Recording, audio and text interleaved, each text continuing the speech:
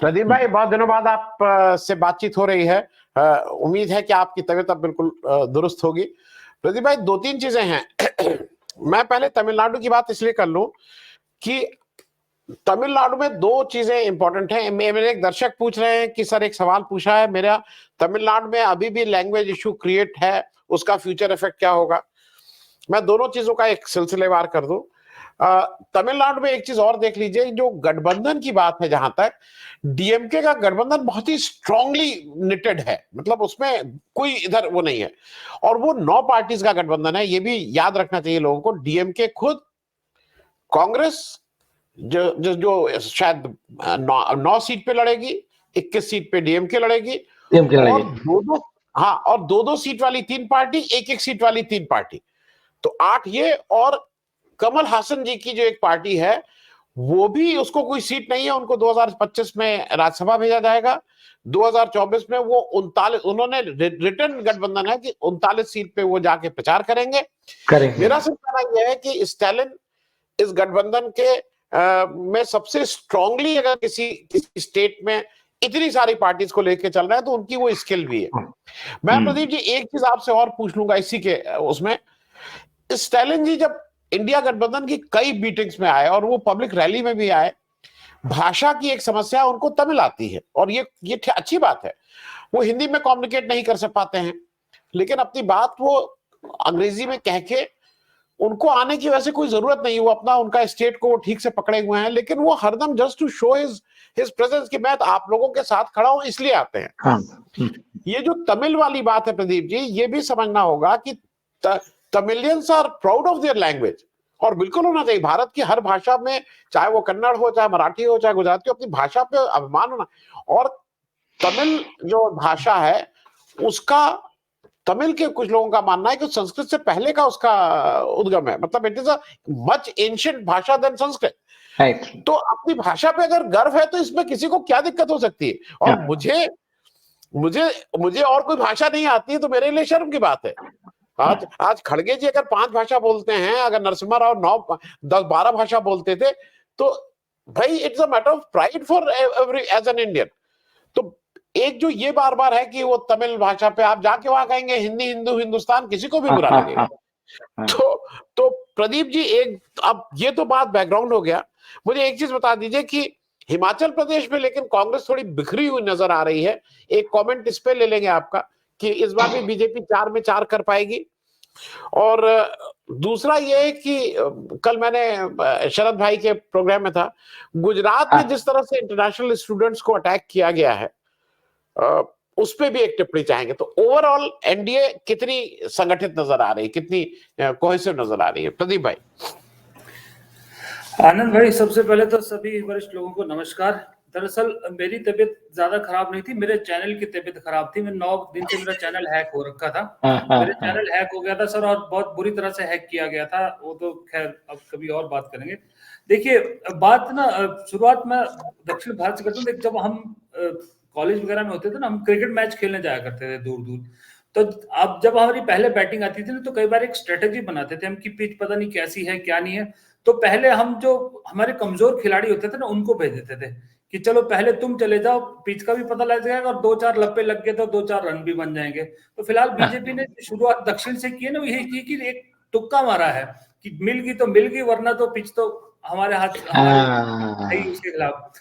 तो ये एक स्ट्रेटेजी बड़ा अच्छा किया। दूसरी बात रही भाषा की बात, देखिए दक्षिण भारत में 3 चीजें मुझे लगता है जो बीजेपी को बहुत भारी इस बार पड़ने वाली। एक तो ये एक राष्ट्र एक चुनाव, एक देश एक भाषा, ये दोनों चीजें वहां पर बहुत बड़ा इशू बनने वाली। क्योंकि और तीसरी बात, वो जो एक चला है कि अगर 400 पार तो संविधान बदलेगा।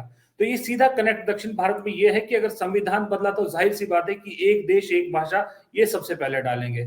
और दक्षिण के लोग, जैसे आपने खुद कहा कि अपनी भाषा पे सबसे ज्यादा गौरव महसूस करते हैं, वो कभी नहीं चाहेंगे कि उनकी भाषा के साथ छेड़छाड़ की जाए। तो एक ये चीज बड़ी उनको जो है भारी पड़ने वाली है। और दूसरी बात रही, आप क्योंकि टॉपिक आपने हिमाचल वाला भी छेड़ा, वहां मेरा थोड़ा सा गड़बड़ लग रहा है। क्योंकि हिमाचल में सिर्फ 4 लोकसभा सीट नहीं है सर, 6 विधानसभा उपचुनाव भी है। और अगर 6 में से 1 सीट कांग्रेस जीत गई, तो पूरे पॉइंट पे बचती है 2 सीट जीतती है तो 1 फालतू हो जाती है, लेकिन अगर 1 भी नहीं गिरेगी तो जीतेगी तो सरकार गिर जाएगी, क्योंकि इस वक्त कांग्रेस के पास 34 है, बीजेपी के पास 28 है, 6 जीतते हैं तो वो भी 34 पे पहुंच जाते हैं। तो जब वोटिंग की बात आती है तो स्पीकर का वोट काउंट नहीं होता, तो कांग्रेस 33 पे रह जाती है।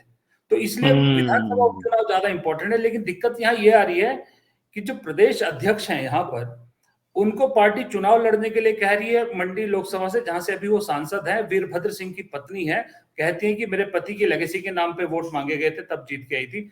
खुद चुनाव लड़ने से इनकार कर रही है। हाईकमान को उन्होंने साफ कह दिया कि मैं नहीं लड़ूंगी, क्योंकि उन्हें हार का डर है। उतना ही नहीं, अब वो ये कह रही है, आज अभी थोड़ी देर पहले ही बयान मैंने सुना, वो कह रही हैं कि पार्टी बिखरी हुई है, कार्यकर्ता कोई काम करना नहीं चाहता, प्रदेश में कार्यकर्ताओं का मोरल डाउन है, हमारे बीजेपी का संगठन हमसे ज्यादा अच्छा है। प्रदेश अध्यक्ष अगर ऐसी बात बोल रहा है तो आप सोचिए, तो हायरार्की में हाईकमान के बाद प्रदेश अध्यक्ष की जिम्मेदारी होती है ना संगठन को साथ लेके आगे चलने की। अगर प्रदेश अध्यक्ष ऐसी बात कह रही है, मुझे समझ नहीं आ रहा है कि कांग्रेस उनको क्यों झेल रही है। जब सारा यहाँ पर गड़बड़ हुई थी तो जो पर्यवेक्षक थे, उन्होंने बाकायदा अपनी रिपोर्ट में मोटे मोटे अक्षरों में लिखा है कि प्रदेश अध्यक्ष प्रतिभा सिंह इस सब के पीछे थी, उनके बेटे इस सब के पीछे थे, उन्हें हटाया जाना चाहिए। नहीं हटाए, अब इलेक्शन लड़ने से मना कर रही हैं, पार्टी को कमजोर बता रही हैं। मुझे नहीं मालूम कि क्यों झेल रहे हैं। ये तो रही हिमाचल वाली बात। अब बात आप एनडीए की कह रहे हैं। देखिए सर, आपको मोदी जी का वो बयान याद है कि जब इंडिया बन रहा था तो मोदी जी ने कहा था कि मेरे खिलाफ सारे भ्रष्टाचारी एक साथ हो गए हैं, मैं अकेला, और फिर पार्लियामेंट में छाती ठोक के कहा था मैं अकेला सब पे भारी। अगर आज आप उनका पूरा हिसाब किताब देखो, 3 ही राज्यों की मैं बात करूं, उत्तर प्रदेश, बिहार, महाराष्ट्र, तो मुझे तो यह लगता है कि उनका कुनबा ज्यादा बड़ा है।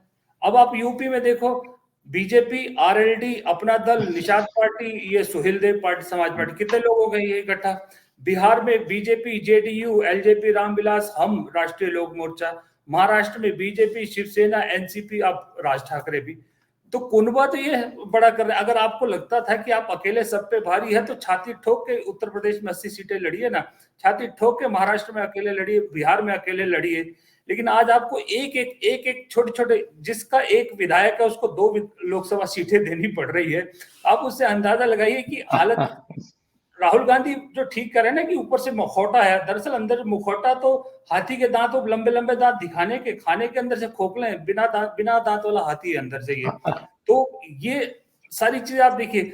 अब आप सोचिए कि जो राज ठाकरे उत्तर भारतीयों के लिए क्या क्या इस्तेमाल करते हैं, किस तरह की लैंग्वेज इस्तेमाल करते हैं, क्या उत्तर भारतीयों के साथ उन्होंने किया है, ये जानते हुए भी कि उसका नुकसान उत्तर प्रदेश, बिहार में हो सकता है, उन्हें साथ लाने की कोशिश की जा रही, सिर्फ इसलिए कि ठाकरे नाम जुड़ा हुआ है साथ में। तो अब अगर इन सब चीजों को आप देखेंगे तो दरअसल ये कोशिशें सारी की सारी सिर्फ इस चीज की है कि जो वो चंदा मामा वाला इशू है ना, उसका जवाब नहीं मिल पा रहा है इनके पास कहीं से भी। आज मैं देख रहा था कहीं पर वो अमित शाह जी कह रहे हैं कि अगर हमें 6000 करोड़ मिला है तो राहुल गांधी इस चीज का जवाब दे कि जो इंडिया अलायंस है उसको भी 6000 करोड़ मिला। अरे राहुल गांधी इंडिया अलायंस का जवाब क्यों देंगे? आप राहुल गांधी से 1600 कांग्रेस का मिला, उसका जवाब दीजिए ना। फिर तो अगर एनडीए को जोड़ने लगेंगे तो आपके पैसे, पहली बात तो बीजेपी को 6000 करोड़ से ज्यादा मिला है, अगर टोटल एनडीए को मिलाएंगे फिर तो आप सबका हिसाब किताब देंगे क्या? आपके पास तो 8,500 करोड़। हाँ, तो इतनी 42-43 पार्टियों का कुनबा हो गया, फिर सबका हिसाब। आप तो अपना हिसाब नहीं देंगे, लेकिन उधर से कह रहे हैं कि आप सबका हिसाब दीजिए, जितने भी हैं आपके साथ। तो इस तरह के अजीबो गरीब जवाब। फिर मैं कहीं स्मृति ईरानी का पढ़ रहा था कि स्मृति ईरानी कहे राहुल गांधी को धर्म के नाम पे चुनाव नहीं लड़ना चाहिए। थोड़ी अजीब सी बात है। स्मृति ईरानी राहुल गांधी को कह रही है कि धर्म के नाम पे चुनाव नहीं लड़ना चाहिए उनको, क्योंकि पेटेंट उनका है। वही राम लाएंगे, जो राम लाए थे उनको हम लाएंगे, वही हनुमान जी कहेंगे, जय श्री राम का नारा देंगे या जय बजरंग बली का नारा देंगे। तो ये दरअसल अब आप टोटलिटी में अगर आप देखो तो जो 2 महीने पहले, 3 महीने पहले जो सिनेरियो था ना, जहां प्रधानमंत्री ने कहा था 370 पार और 400 अकेले पार, वो एक्चुअल में अब भारी पड़ रहा है। भारी ये पड़ रहा है कि ब्रांड मोदी का जो विश्वसनीयता है वो बहुत कम हो गई है। सर मैं एक लाइन बोलता हूँ, मैंने तो एक लाइन निकाली है कुछ निष्कर्ष पिछले 1.5 महीने में, कि जो लोग कुछ महीने 2019 में ये कहते थे कि मोदी नहीं तो कौन, आज वही लोग कहने लगे हैं कि मोदी ही क्यों। जब ये मोदी नहीं तो कौन और मोदी ही क्यों के बीच की जो लाइन है ना, इसी में सारे गेम छुपे, इसी से सारा सारा आपको निकल जाता है कि कहानी कहाँ है। और एक इस कहानी की वजह से ही ये सब चीजें जो देखने को आपको मिल रही है, दक्षिण भारत की कोशिशें और ये फिर इस तरह के हर छोटे मोटे हर पैबंद को लगाने की कोशिश है। दरअसल मखमल का जो कपड़ा है ना वो फट चुका है, मखमल की जो उनके ड्रेस है, तो हर जगह से जो पैबंद मिल रहा है वो लगाने की कोशिश की जा रही है ताकि किसी तरह से बदन ढका रहे। जी